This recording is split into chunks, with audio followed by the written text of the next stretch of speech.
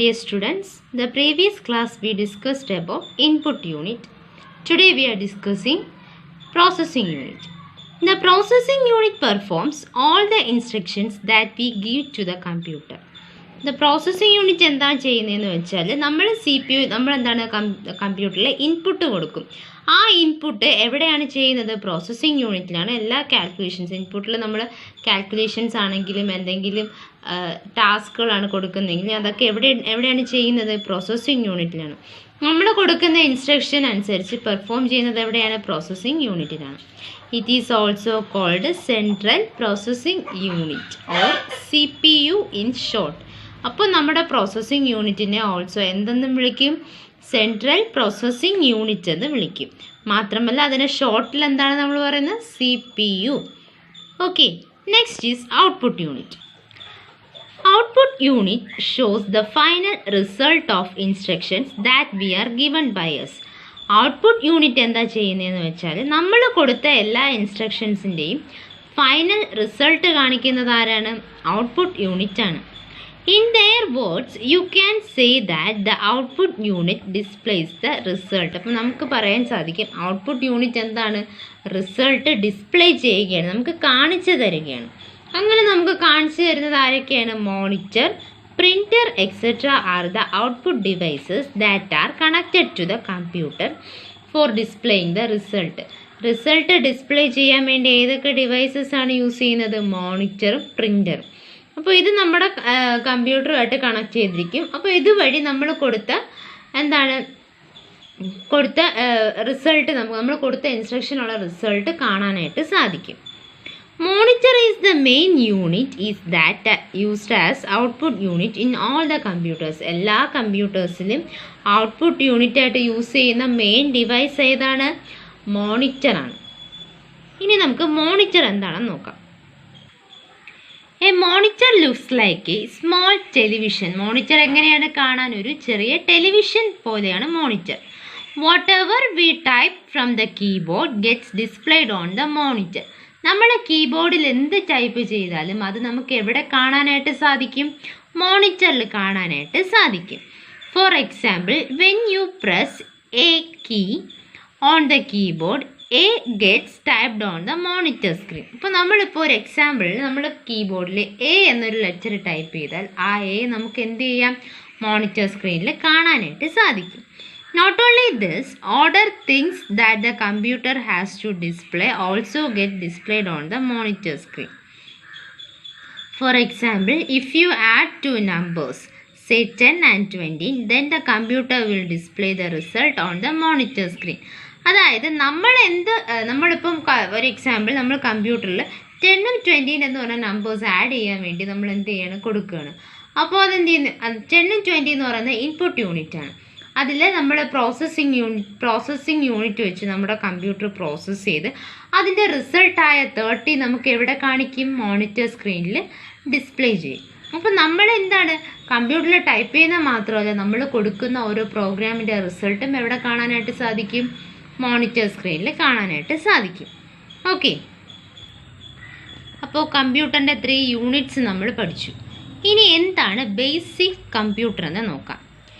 A simple computer will have one keyboard as its input unit, one processing unit to carry out instructions or doing calculations etc., and one monitor to show the output. ഒരു simple കമ്പ്യൂട്ടറിൽ എന്തൊക്കെ കാണുമെന്ന് വെച്ചാൽ ഒരു keyboard കാണും. Input unit ആയിട്ട് ഒരു കീബോർഡും processing unit നമ്മൾ കൊടുക്കുന്ന ഇൻസ്ട്രക്ഷൻസും അല്ലെങ്കിൽ കാൽക്കുലേഷൻസും ഒക്കെ ചെയ്യാൻ വേണ്ടിയിട്ട് ഒരു പ്രോസസ്സിംഗ് യൂണിറ്റ് കാണും. And one monitor to show the output കാണിക്കാൻ വേണ്ടി ഒരു മോണിറ്ററും കാണും. ഒരു സിമ്പിൾ കമ്പ്യൂട്ടറിൻ്റെ ഡയഗ്രാമാണ് ഈ കൊടുത്തിരിക്കുന്നത്. അതിൽ എന്തൊക്കെയുണ്ട്? ഇൻപുട്ടുണ്ട്, പ്രോസസ്സിംഗ് യൂണിറ്റ് ഉണ്ട്, ഔട്ട്പുട്ട് ഉണ്ട്. ഇൻപുട്ട് ഡിവൈസ് ഏതാണ്? കീബോർഡ്. പ്രോസസ്സിംഗ് യൂണിറ്റ് ഏതാണ്?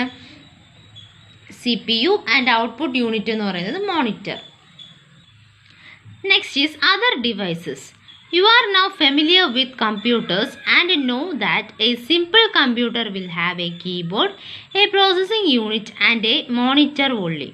അപ്പോൾ എന്താണ് ഇപ്പം കമ്പ്യൂട്ടറിനെ കുറിച്ച് പഠിച്ചല്ലോ. അപ്പോൾ ഒരു സിമ്പിൾ കമ്പ്യൂട്ടറിൽ എന്തൊക്കെയാണ് കാണുന്നത്? A simple computer consist of a keyboard and a processing unit and a and also a output unit.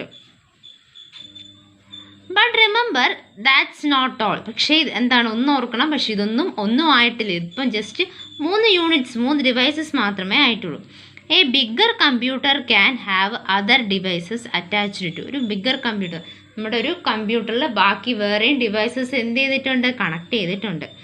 Few other devices are commonly present in most of the computers are explained below. അപ്പോൾ നമ്മുടെ കമ്പ്യൂട്ടറിലുള്ള ബാക്കി ഡിവൈസസിനെ കുറിച്ചാണ് അടുത്തിനി പഠിക്കാൻ പോകുന്നത്. First one is mouse.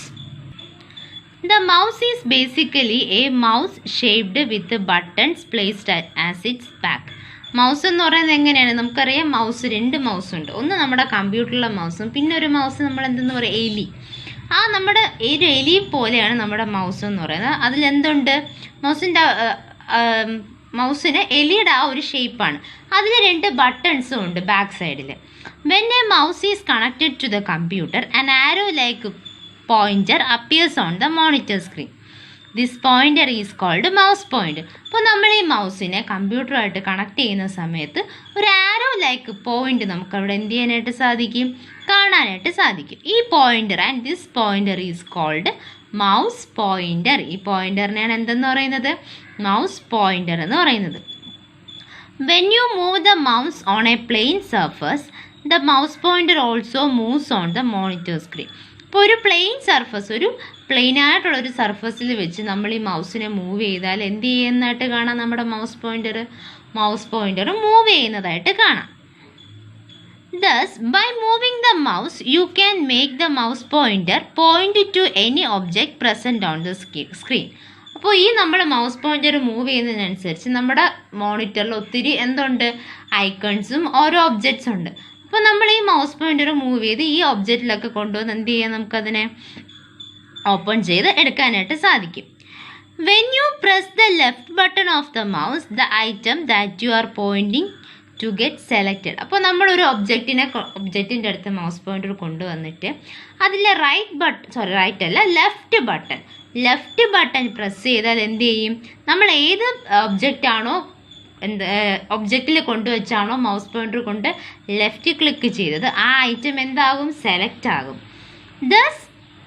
This is just like putting your finger on an item on the menu in the restaurant and ordering the waiter to bring the desired dish.